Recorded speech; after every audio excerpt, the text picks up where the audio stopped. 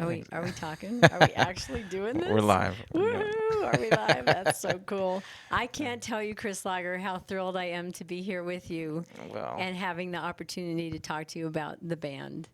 I want to talk about your personal musical roots. I hear tell that your dad was an influence on them. Do you want to talk about that at all? yeah, I mean, without my dad, I probably wouldn't be a musician. He gave me, I used to blame him for it. That's a wonderful thing to blame a parent for, Yeah, right? yeah. No, but yeah, he gave me a guitar when I was 7 for Christmas. I wondered how young you Yeah. were. Yeah, yeah. And I That's never so cool. really, I didn't get serious into it. Like, I think I learned like Wild Thing and a couple other songs. I love it. Yeah, but it wasn't until I was 13 I got grounded, and I make the joke that I'm probably the only blues guitar player that can credit Snoop Dogg for learning how to play guitar, because That is fabulous. I got grounded for stealing David Doff Cool Water Cologne because of Snoop Dogg's song Lottie Dottie. Oh my So goodness. yeah, I got grounded for a month because of that, and during that month, I decided to pick up the guitar. Perfect. Yeah. Perfect. So yeah, being put in kid jail helped you out, right? Yeah, I had to resort to one of my toys around my bedroom. So that's kind of what piqued your interest in playing music, right? Your dad's interest himself, and Yeah, I mean, I always loved a lot of the classic rock and guitar players that he listened to, and he was definitely like a classic rock guy. And then I kind of brought in the blues, and we kind of discovered the blues together. And interesting. yeah, Interesting. so it was, Okay, I have to mention, not that this is about me in any way, shape, or form. It's all about you. But the first time I heard you play was at the old pizza shop in Benson, solo show, probably 10 years ago or so. And you blew my mind because you played a Dave Von Ronk song and a Taj Mahal song. And obviously you were talented, but the fact that you knew these old blues artists was like, what? How did you tell me? How did you become acquainted with these guys? I think Dave Von Ronk, I think that's just by osmosis through my love of like the folk scene and Bob Dylan, or like the Greenwich folk scene of the '60s and stuff. So what drew you to their music was basically your heart. Yeah, I always, I'd like to think so. I don't know. I love that. I love that. That's But very yeah, cool. like I've always loved the old school stuff.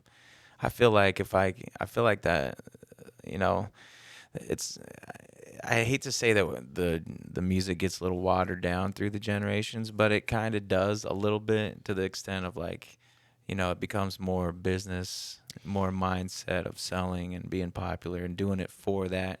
Where I feel like if you really dig deep and you look back, you'll find things well, I mean, it was more just something, a pastime, instead of Money making machine. yeah, Yeah, yeah. yeah. No, I hear you. That's yeah. So I really dig that about the old stuff. And Uh-huh. I love it when I can hear a song that I felt like they're not trying to sell me on anything. They're just trying to express themselves Expression. and maintain their sanity through a craft like music and art. And I really love it when I can discover those little nuggets. So I latch on to a lot of those kind of old songs, those old folk songs and That's awesome. spirituals and stuff like that. That's awesome. That really is what music is about when it comes right down to it. We reach each other's hearts through it, right? I think so. Yeah, I have to give a shout out to the Omaha Blues Society. Yeah. Check it out. Because that's how I met the friend that took me to your show, having moved to Omaha around that time frame. And yeah, I will be forever grateful to the Omaha Blues Society for, obviously giving you, the forum, right? And I want to have near the opportunities I've had throughout my life if it wasn't for the Omaha Blues Society. That's Those awesome. guys, Terry O'Halloran and Terry Sedevy, Mark Grubbs, the list goes on and on Yeah. of those great people that are just musical lovers and have the heart for it, yeah. Yeah, they're bringing in great musicians that nobody's ever heard of every week that Right. lays down world class quality music, and Seriously. I'm very grateful for them. I again, it's not about me, but I have to say, about 5 years or so ago, they brought in the Nighthawks to the the now defunct 21st Saloon, and I was like, "Are you kidding me?" I love the Nighthawks, but anyway, it's all about you tonight. So It's not all about me. It's but- about us. but It's about a no. conversation. We're just conversing. Yeah. No, thank Here, you, you though, should have a drink. because it is totally. Thank you, thank you. Yes, To us. to the music, and the to music. us. Yeah, no kidding. And you're supposed to look each other in the eye, by the way. When you salute. You're right. Cheers. I started thinking about It's- technical stuff. That's Like, quite is all the right. cameras? I know, Are the cameras? I know, and I've got this paper in my hand, but it's all good. So yeah, seriously, there's some deep love in Omaha for good music, and I so appreciate that, because especially what we as human beings are going through these days. Oh, man. What a crazy time we're living in. Right. But so back to the band. You obviously started at a young age with your musical inclination, and it's so awesome to, see your growth. As I said before, I mean, obviously you've got this huge talent and love for it. How did you meet your fellow band members of KLB Band? Oh, I mean, I've had so many different members at this point. But Fairchild, come on, Scooby, Scooby, yeah, come on, he's been a Scooby's constant, definitely. right? Yeah. We just celebrated our 17 years together. This last Labor Day. Labor Day weekend is always his anniversary, because his first road trip was with us was we used to play these skydive festivals. They're called boogies. Okay. So we just play for these adrenaline junkies, and they would let us jam till the sun comes up, and they'd let us love do it. the craziest, wackiest things. And so we did that for years, and that was Scooby's first weekend with us. So I always know Labor Day weekend is his anniversary. And I met him through Jeremiah, who still does play keyboards with us. He doesn't travel. Right. But he's still, a very big part of the group. Right. I totally remember seeing you guys, the three of you, playing at the pizza shop too, and that just blew my mind too. I was like, what? Yeah, Jeremiah played with John, aka Scooby, and So Just they met Plain first? Trouble. Yeah, they knew each Okay. other, and they Okay. played in a band together called Just Plain Trouble with Okay. Tom Bowler, Okay. who lives out in Nashville now, and he's still doing great stuff. And you all met in Lincoln, right? Yeah, I 'Cause was that's around the where you were Lincoln from. scene. Yeah. At the time, Dugan's Pub had a great active open mic, and that was on Mondays, and there was a pretty good scene of blues players that were all getting together around that. So is that where you first played in public then? The first time I played on stage was at Dugan's Pub, when I was love it. 16, I with love Magic it. Slim. It was crazy. I love Yeah. it. That is Yeah. crazy. And the Retreads, Dangerous Dan and the Retreads. And, That's awesome. and Dangerous Dan's number one rule was you got to have fun. Amen, And that always stuck brother. with me. So Right. I'm very grateful for those experiences. I remember my folks took me down there. It was religious with us. Every Monday we hit that open mic for years, and I cut my teeth there and learned how to jam and learned how to listen, and these vets taught How me. wonderful, really, was- that you had such good teachers. Yeah, Sean Benjamin was in the house band, and he's a legendary guitar player around here. Every Cool. musician that's been around for 15 plus years knows Sean Benjamin, Okay. and Sweet Basil McJagger, who now tours with the Derailers, was playing the keys in These that are band, people and I Magic obviously Slim was need there. to hear. I have Every- heard Magic Slim. Yeah, but these so other these, people, yeah, not so much. These were great players that I got Cool. to witness every week, and Very cool. I'm so grateful for that. And those guys are still around, right? I know Magic Slim has gone on. now, Yeah, but- Magic Slim passed, Sean Benjamin passed. Oh, okay. Yeah, okay. it's been a few years. Okay.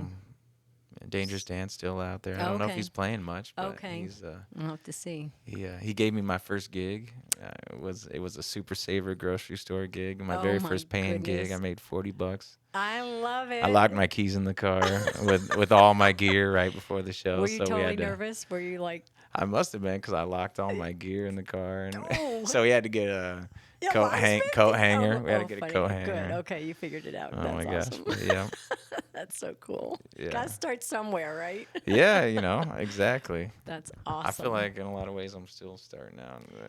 You know what? We say that because I teach yoga, right? Each time you come to the mat, each time you come to the stage, have that beginner's mind, right? It's Yeah, it's right. so Open. refreshing. Yeah, yeah.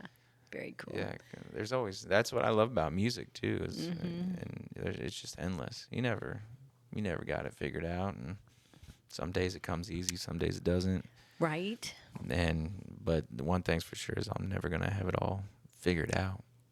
Dude, you're looking like you got it down pretty good. I'm just saying. I think the trick is to be comfortable and have fun. Yes. That's when I I'm not big on listening to myself, but I mean, just by having my own studio and stuff, I've gotten more used to it and more comfortable with it, and I think it's when I enjoy hearing myself the most is when I'm just having fun.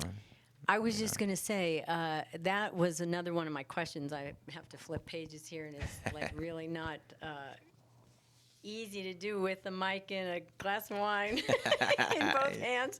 Here we go. So yeah, the message of the band is so positive and uplifting. It seems to be, to me anyway. Correct me if I'm wrong, but celebrate life is it, right? That's the motto. Yeah, you want to talk about that some? I wish I could remember even how it got started. Celebrate life. I think I remember I painted it on a guitar when I was still living at home. I remember painting my guitar in front of my folks, and they were like, "What are you doing to your guitar?" Right? No kidding, man. I wrote "Celebrate Life" right on the neck, and That's awesome. and I just kind of carried it with me because I feel like that's what music is a celebration of each of humans. Like I feel like in a lot of ways it's my church, it's my congregation, it's my place of refuge, and maybe Amen, when it's brother. hitting, it's my salvation. Like Right? I'm I'm feeling so like I like being home more, now that I'm not on the road so much. But there is that part of me that's like Missing it. that time. that in a sense my spirit gets to soar. And Your congregation is my- missing you. And you miss the congregation. all couple dozen of them. They need me out there. Whatever, buddy boy. I know you got fans everywhere across this nation. You've been across the nation, right? I mean, quite a few times. Yeah, so I know you've got fans everywhere. So yeah, very, very cool. Yeah. You want to talk about the fandom some? Go Go ahead, come on. What do you mean? Like, How many people you've met? How many people I you've love connected I with? love meeting people. Yeah, I can tell, yeah. And a lot of people's like I say that like a preacher preaches his biggest sin, and that's my biggest sin too, is celebrating life. Like I have a hard time enjoying myself. I really do. Like I feel like I'm very neurotic in a sense. Like I'm very Really? caught up in my own mind. And when I get to play music or and then I finally get to shut it off for a little bit. Okay. And I like that. Okay. Yes. So I feel was just like going to say it doesn't show on stage. no, not on at all. stage. I feel like I'm in a lot of ways. I feel like I'm an open channel, and or sometimes I'm just like it's a flood. It's an overwhelming flood of energy that is hard to harness sometimes. Which leads us to the show name, right? You want to talk about the Conduit? That's right, the Conduit. Yeah. Yes, Yeah. I'm excited about it. It's basically us dealing with the pandemic. So we're not going to be on the road this winter. Mm-hmm. So in order to have a creative outlet and express ourselves, we've decided to start a show called The Conduit. Mm-hmm. And I came up with the name because I feel like it's a place where we can plug in and ride the creative muse a little bit. Brilliant. Yeah, Brilliant. I want to make it a variety. So it's going to be like a live stream, but it's also going to be like a mix of pre-taped stuff, pre-produced stuff, like comedy skits. I want to do like fake commercials a little bit. I love it. Love, fake love, love it. newscasts. I